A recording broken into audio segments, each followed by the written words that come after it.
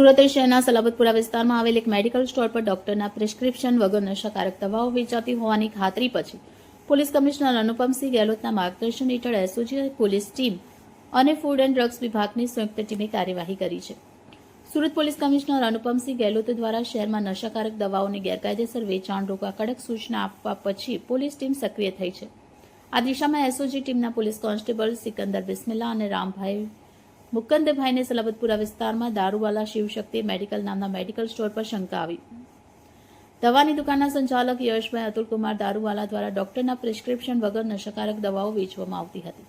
આની ચકાસણી માટે એસઓજી અધિકારીઓ અને ફૂડ એન્ડ ડ્રગ્સ ઇન્સ્પેક્ટર સાવલિયાની ટીમે સંયુક્ત રેડ કરી ટીમે ડમી ગ્રાહક મોકલી ટ્રેપ ગોઠવ્યું, જેમાં સંચાલક યશભાઈ દારૂવાલાએ કોઈ પ્રિસ્ક્રિપ્શન માંગ્યા વગર જ કોનેક્સ સિરપ વેચી હતી. કાર્યવાહી દરમિયાન દુકાન પરથી માર્કેટ કિંમત ₹49,720નું નશાકારક સિરપ જપ્ત કરવામાં આવ્યું છે.